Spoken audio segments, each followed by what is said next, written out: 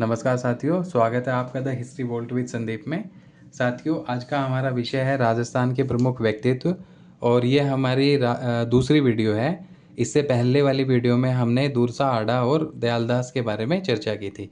तो साथियों, आज हम दो अहम व्यक्तित्व के बारे में जानने वाले हैं, जिसमें से एक तो है कविराज श्यामलदास और दूसरे हैं गौरीशंकर हीराचंद ओझा।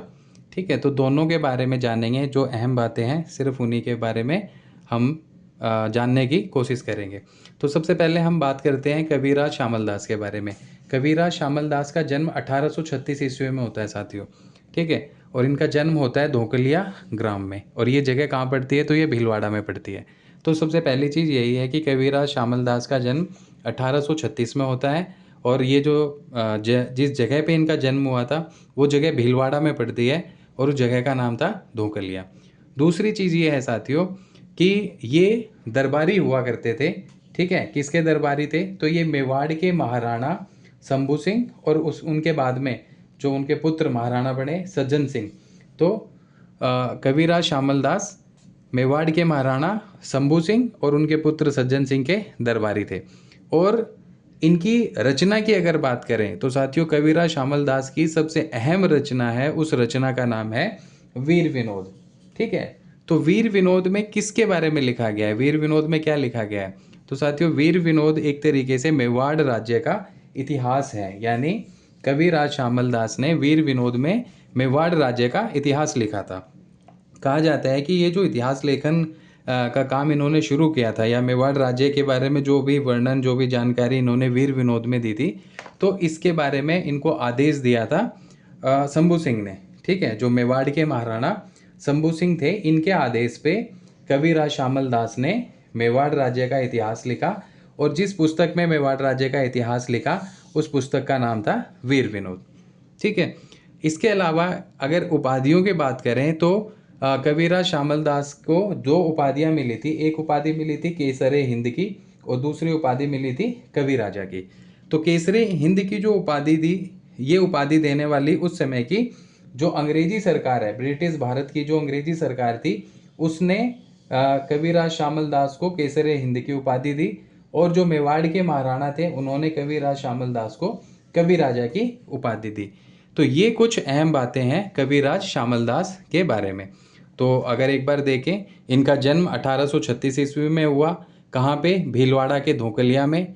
ठीक है, ये शंभू सिंह और महाराणा सज्जन सिंह के दरबारी थे। इनकी अहम रचना थी वीर विनोद, और वीर विनोद में मेवाड़ राज्य के का इतिहास हमें पढ़ने को मिलता है। इसके अलावा इन्हें दो उपाधि दी गई थी। एक उपाधि थी केसरे हिंद की, ये उपाधि दी थी उस समय की ब्रिटिश सरकार ने, और मेवाड़ महाराणा ने इनको कविराजा की उपाधि दी थी। तो साथियों, ये कुछ अहम जानकारी है कविराज श्यामलदास जी के बारे में। अब हम देखते हैं जीएच ओझा के बारे में। जीएच ओझा मीन्स गौरीशंकर हीराचंद ओझा। तो सबसे पहली चीज़ तो हम यही देखते हैं कि भाई जीएच ओझा का जन्म कहाँ हुआ था। तो जीएच ओझा का जन्म जो है वो सिरोही के रोहिड़ा ग्राम में हुआ था। ठीक है, और वो तिथि थी 1863 ईस्वी। साथियों, दोनों में थोड़ा सा फर्क है। कविराज श्यामलदास जी का जन्म हुआ था 1836 में, गौरीशंकर हीराचंद ओझा का जन्म हुआ था 1863 में। 183663, यहाँ थोड़ा सा चेंज है। तो इस तरीके से हम थोड़ा सा सिमिलैरिटी ढूंढ के भी याद कर सकते हैं।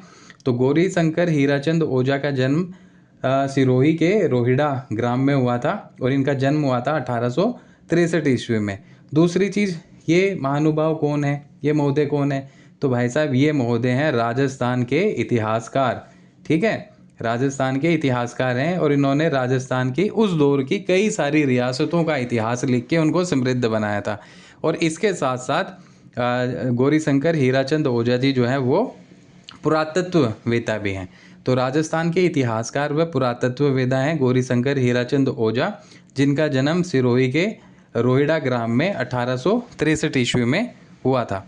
इसके अलावा कहा जाता है कि गौरीशंकर हीराचंद ओझा को जो प्राचीन लिपियां थी उनका अच्छा ज्ञान था। तो प्राचीन लिपियों का अच्छा ज्ञान होने के चलते इन्होंने एक ग्रंथ की रचना की थी। ठीक है, जो प्राचीन लिपियां थी उन प्राचीन लिपियों के बारे में गौरीशंकर हीराचंद ओझा जी को बहुत ज़्यादा ज्ञान था, जिसके चलते इन्होंने एक ग्रंथ की रचना की थी, और वो ग्रंथ क्या था? उस ग्रंथ का नाम था भारतीय प्राचीन लिपिमाला। ठीक है, तो साथियों भारतीय प्राचीन लिपिमाला ग्रंथ की रचना किसने की? तो इस ग्रंथ की रचना की G.H. ओझा साहब ने। ठीक है, कौन है? तो भाई ये हिस्टोरियन है, साथ साथ पुरातत्ववेदा हैं, जिनका जन्म सिरोही के रोहिड़ा में 1863 ईस्वी में हुआ था। ठीक, इसी तरीके से अगर हम थोड़ा सा और आगे बढ़ते हैं तो गौरीशंकर हीराचंद ओझा को भी 2 उपाधियाँ मिली थी। ठीक है, 2 उपाधियाँ कौन कौन सी थी? तो एक उपाधि थी महामहोपाध्याय, महामहोपाध्याय। ठीक है, और दूसरी उपाधि थी इनकी राय बहादुर। तो ये उपाधियाँ इन्हें किसने दी? तो ये उपाधियाँ इन्हें अंग्रेजों ने दी थी। ठीक है, तो राय बहादुर की उपाधि किसे दी गई? गौरीशंकर हीराचंद ओझा जी को दी गई। देने वाले कौन थे? अंग्रेज। इसके अलावा महामहोपाध्याय ये उपाधि किसकी थी? तो गौरीशंकर हीराचंद ओझा की ये उपाधि थी। ठीक, ये उपाधि भी अंग्रेजों ने दी थी। तो अगर कोई रिवीजन देखें एक बार गौरीशंकर हीराचंद ओझा के बारे में, तो पहली चीज़, इनका जन्म सिरोही के रोहिड़ा में 1863 ईस्वी में हुआ था।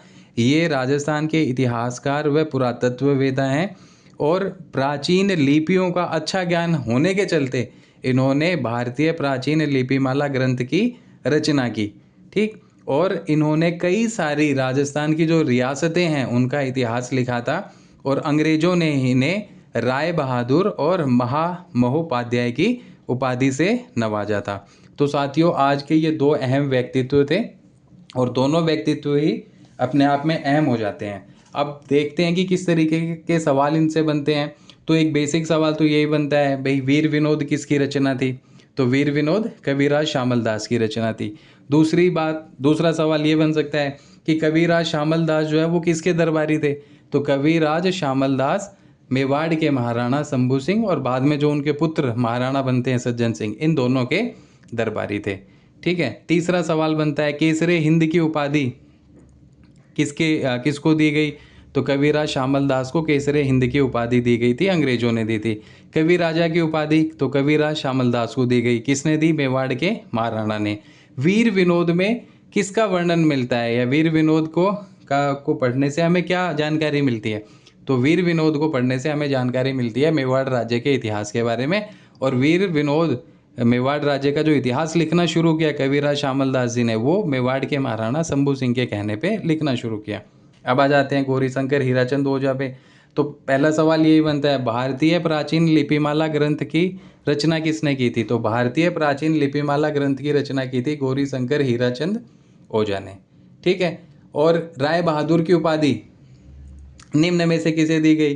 तो राय बहादुर की उपाधि गौरीशंकर हीराचंद ओझा को दी गई। महामहोपाध्याय की उपाधि किसे दी गई? महामहोपाध्याय की उपाधि गौरीशंकर हीराचंद ओझा को दी गई थी। इनका जन्म कहाँ हुआ था? तो भाई इनका जन्म रोहिड़ा में हुआ था, या फिर इनका जन्म सिरोही के रोहिड़ा में हुआ था। कब हुआ था? 1863 ईस्वी में। ठीक है, तो साथियों ये कुछ अहम जानकारी थी कविराज शामल दास जी के बारे में और गौरीशंकर हीराचंद ओझा जी के बारे में। आशा करता हूँ ये जानकारी आपको समझ आई होगी, पसंद आई होगी। तो साथियों अगर आपको ये इन्फॉर्मेशन सही लगी, पसंद आई, एक्सप्लेनेशन ठीक लगा, तो आप अपने दूसरे साथियों तक भी इस वीडियो को शेयर कर सकते हैं, वीडियो को लाइक कर सकते हैं, और मेरा channel the history volt with Sandeep इसे सब्सक्राइब कर सकते हैं। इसी तरीके की और भी वीडियोस जल्द से जल्द अपलोड होने वाली हैं। आज के लिए इतना ही, धन्यवाद।